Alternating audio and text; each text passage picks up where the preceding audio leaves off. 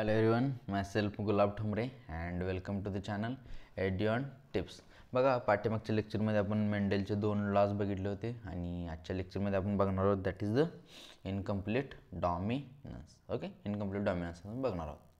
आता काय म्हणतंय, आत्तामध्ये आपण बघितलं होतं की म्हणजे ब्लेंडिंग वगैरे शो करत नाही, हे सगळं बघितलं होतं. आता आजच्या लेक्चरमध्ये बघणार आहोत that is the incomplete dominance. When experiments on P were repeated using other traits in plants, it was found that sometimes F1 and phenotype that did not resemble either of the two parents in between two. म्हणजे incomplete dominance म्हणजे काय माहिती आहे का? Suppose this is two, this is tall, this is dwarf. Okay, एकतर tall असणार किंवा dwarf असणार. Okay, suppose just this is dwarf, suppose this is tall, ह्याचा काय विषय नाही. मग ह्याच्या एक तर आता ह्यांचं जर क्रॉस केला सपोज, मग हे एक प्रोडक्ट आला, राईट, एक प्रोडक्ट. मग हे ना अगोदर आपण काय सांगितलेलं, एकतर ह्याला रिझेंबल करणार, हे ह्याला रिझेंबल करणार. पण आपण काय सांगितलेलं, एकतर दोन्हीपैकी एकाला रिझेंबल करणार, एकतर ब्लेंडिंग शो करत नाही. परंतु इनकम्प्लीट डॉमिनन्स काय माहिती होते, मधलं शो करायला चालू करते, ब्लेंडिंग शो करते. That is the incomplete dominance. म्हणजे दोन्हीला पण मॅच होत नाही. आपण काय सांगितलेलं, टॉल किंवा डॉर्फ असणार. ओके, टॉल किंवा डॉर्फ असणार, मधलीच हाईट अशी नसणार सांगितलेलं आपण, राईट. मग इथं इनकम्प्लीट डॉमिनन्स शो करायला, इनकम्प्लीट डॉमिनंटमध्ये ते शो करायला चालू करते. Okay, phenotype did not resemble either of the two parents in between two. म्हणजे दोन्ही पॅरेंट्सपैकी एकाला हेच करत नाही. ओके, सपोज इथे एक त्यांनी example, the inheritance of flower colour with dog flower. Okay, कोणतं example, incomplete dominance, COM dominance. Okay, incomplete dominance. ह्याच्यामध्ये काय म्हणते, स्नॅपड्रॅगन ऑर ह्याचं एक्झाम्पल कशामध्ये एक्झाम्पल घेतले, Snapdragon or SNAP Snapdragon. Okay, Snapdragon or अँटीरिनम ANTIRINUM अँटीरिनम SP is good example to understand incomplete dominance. Okay, in cross between true breeding RR, okay, RR into white, this is कसं असते, हे red असते. Okay, red, आणि दिस is white.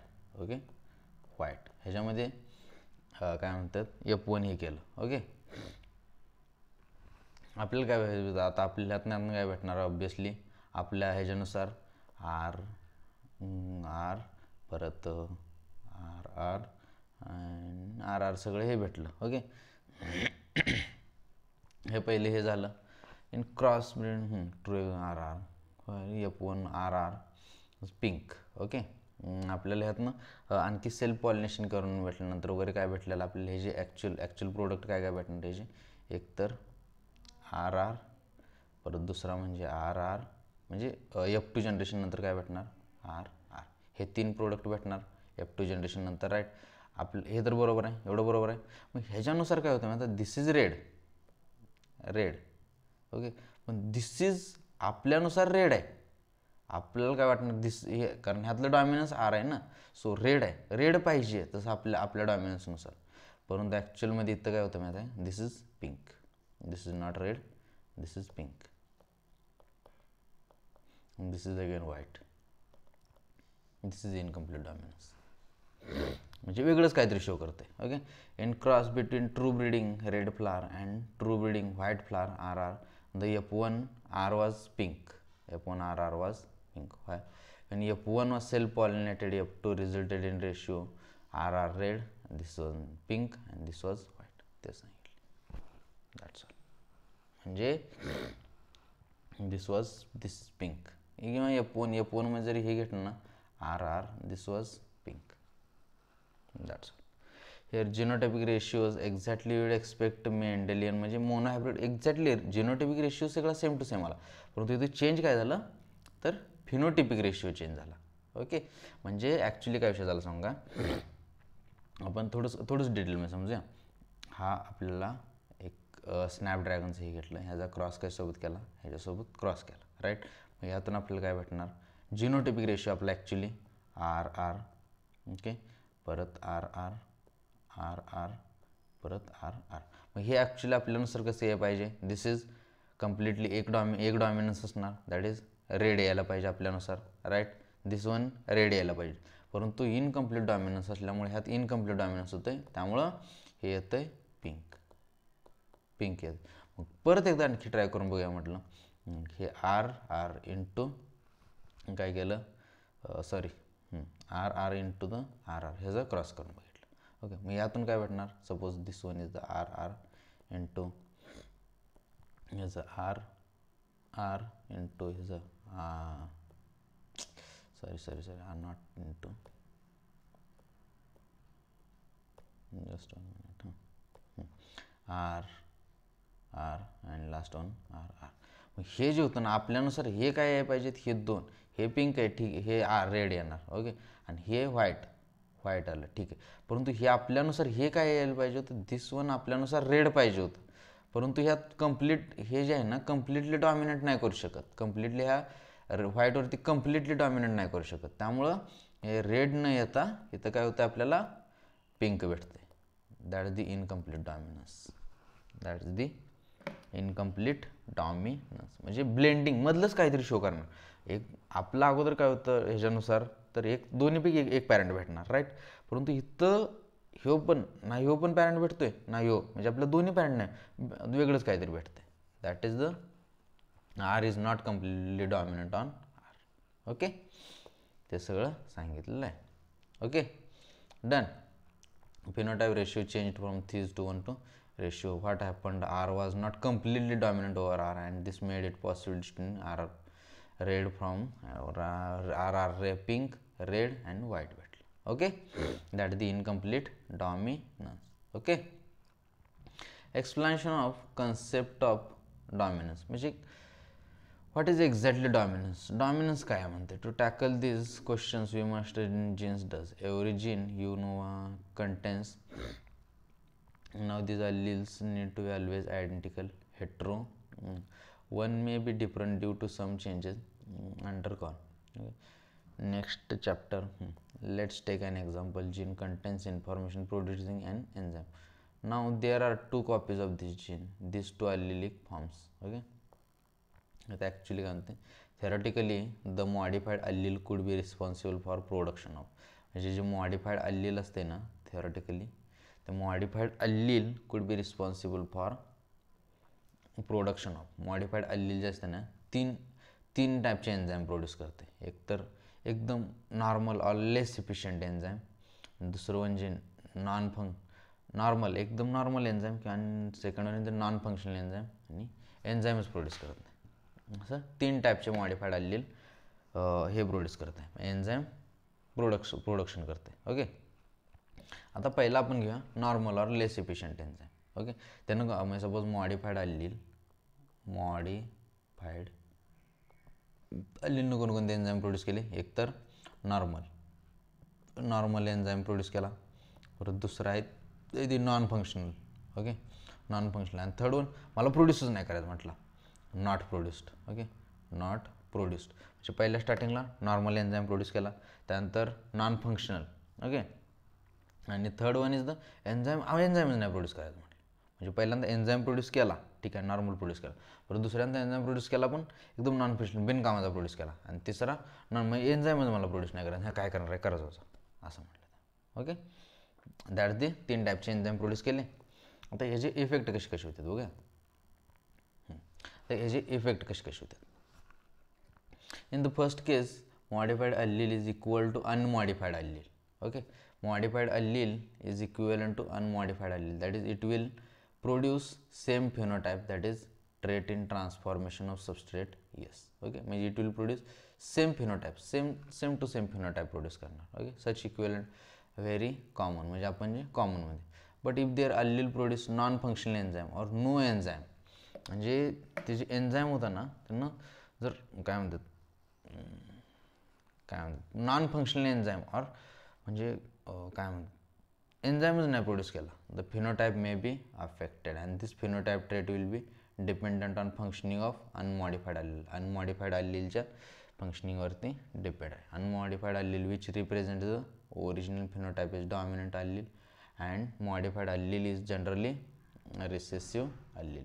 म्हणजे काय म्हणतं आहे, unmodified allele which represent the original that is the dominant. म्हणजे सपोज इथं काय करायचं माहिती आहे का, अनमॉडिफाईड अल्लील, अनमॉडिफाईड अल्लील एक डॉमिनंट अल्लील आहे.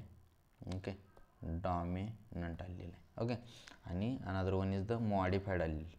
मॉडिफाईड अल्लील जे आहे ना that is the recessive allele. Okay, recessive allele, modified allele is the recessive allele. म्हणजे सपोज आपण एक एक्झाम्पल घेऊया. आपला हा टी आहे. Okay, this one is our tall. Okay, हा आपला आहे डॉमिनंट अल्लील, म्हणजे हा आपला आहे अनमॉडिफाईड अल्लील. आणि this one is our dwarf that is modified allele, हा आपला आहे recessive. Okay, this is recessive. Okay, हा आपला आहे recessive that is the modified allele आहे. Okay, this is unmodified, this is modified. Okay, मग आहे ना काय होतं माहिती आहे का, हे 3 टाईपचे एन्झाईम प्रोड्यूस करतं. 3 टाईपचे एन्झाईम प्रोड्यूस करतं. हे 3 टाईपचे एन्झाईम प्रोड्यूस करतं. मग एक तर नॉर्मल एन्झाईम, नॉर्मल एन्झाईम जर प्रोड्यूस केला ना, नॉर्मल एन्झाईम प्रोड्यूस केला की ह्याची पण ताकद इक्वल होणार आणि ह्याची पण ताकद इक्वल होणार. Okay, that the normal. पण ह्यानं जर काय म्हणतात नॉन फंक्शनल एन्झाईम प्रोड्यूस केला, नॉन फंक्शनल एन्झाईम प्रोड्यूस केला किंवा एन्झाईमच प्रोड्यूस नाही केला, देन ह्याच्यावरती डिपेंड येते सगळं. परंतु जर ह्यानं एकदम ताकदवर असा एन्झाईम जर प्रोड्यूस केला, देन मग दोन्हीवरती डिपेंड होते. दॅट्स ऑल, खतम, बस येई. म्हणजे this is the dominant and recessive, एवढंच खेळ. Okay, done done done done done. Let's revise. थोडंसं कन्फ्यूज झालं असेल मला पण माहिती. काय विषय होतं माहिती आहे का, एक आपण पहिला घेऊया, आपलं पहिल्या स्टार्टिंगला इनकम्प्लीट डॉमिनन्स घेऊया, त्यानंतर ह्याच्यावरती येऊया. सपोज हे इज वन आपण घेतलेलं तिथलंच enzyme. This is red N2RR. Okay, this is red, this is white. Okay, white right. मग पहिला ह्याचा क्रॉस केला, ह्याच्या क्रॉसमधून काय वाटलं, सगळे आपल्याला RR भेटणार. मग हे आपल्याला आपल्या एक्सपेक्टेशननुसार कसे यायला पाहिजे होते, आपल्या एक्सपेक्टेशननुसार यायला पाहिजे होते, दॅट इज द रेड यायला पाहिजे होते, सगळे रेड यायला पाहिजे होते.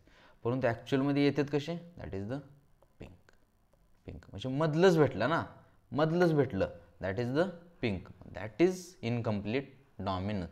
मग ह्याचं परत आणखी एकदा हे केलं तर त्यातनं काय भेटणार होतं आपल्याला, that is R. Self pollination केलं तर ह्यातनं काय भेटणार, 2RR आणि परत त्यानंतर R. हे 2RR झाले ना, हे पण एवढं सगळं आपल्याला पाहिजे होतं, दॅट इज द रेड. परंतु हे रेड येतं आहे, परंतु दिस इज द पिंक भेटतं आहे. This is the pink and this is the काय म्हणतात white. This is incomplete dominance. मग हे ॲक्च्युली झालं कशामुळं, तर हे व्हॉट इज डॉमिनन्स वगैरे हे काय आहे, हे सगळं आता बघूया. मग काय विषय होतं माहिती आहे का, 2 आलेले आहेत. ओके, हे दिस इज सपोज रेड घेतलं. ओके, दिस वन इज एक आलेलं आहे आणि दिस वन इज आलेलं आहे. हा डॉमिनंट आहे. मग हा आपला ॲक्च्युली असतो आहे unmodified. Okay, this is unmodified and this one is the काय म्हणतात मॉडिफाईड आलेलं. मग ह्यात काय समजतं का, ह्याच्यावरती सगळं डिपेंड, ह्याच्यावरती काय नसतं, ह्याच्यावर हे निवांत असतो. मग हे 3 टाईपचे एन्झाईम प्रोड्यूस करतो. हा 3 टाईपचे एन्झाईम प्रोड्यूस करतो. हा 3 टाईपचे म्हणजे एक तर नॉर्मल एन्झाईम प्रोड्यूस करणार. ओके, परत दुसरे म्हणजे एकदम नॉन फंक्शनल एन्झाईम, आणि दुसरा मी एन्झाईमच प्रोड्यूस करत नाही म्हणणार. नो एन्झाईम एन्झाईमच प्रोड्यूस नाही करत. मग ह्या केसमध्ये काय होतं माहिती आहे का, ह्यो नॉर्मल एन्झाईम प्रोड्यूस केला ना, देन मग ह्या दोघांमध्ये थोडंसं मग काय म्हणतात थोडासा विषय होऊ शकतो. म्हणजे phenotype or result transformation substrate. Okay, म्हणजे थोडंसं काय म्हणतात, it will produce the same phenotype or trait that is result in transformation of substrate. म्हणजे थोडंसं काहीतरी चेंज वगैरे होऊ शकतात. पण हे दोन जर नॉन फंक्शनल एन्झाईम प्रोड्यूस केला किंवा एन्झाईमच जर नाही प्रोड्यूस केला, देन मग ह्याच्यावरती डिपेंड येते. मग हे जे आपण अगोदर जे बघत होतो ना सगळं, ते अगोदरचं सगळं हे नॉन फंक्शनल एन्झाईमनुसार बघत होतं, ह्या दोन्हीनुसार बघत होतं सगळं, non functional or no enzyme at all. मग ह्या सगळ्या ह्या गोष्टी ह्याच्यावरती डिपेंड होतात. त्यामुळे ह्याच्यानुसार आपल्याला यायला पाहिजे होतं, that is the red. Okay, I hope की आज तुम्हाला हे सगळं कळालं असेल. Okay, thank you so much. Bye bye.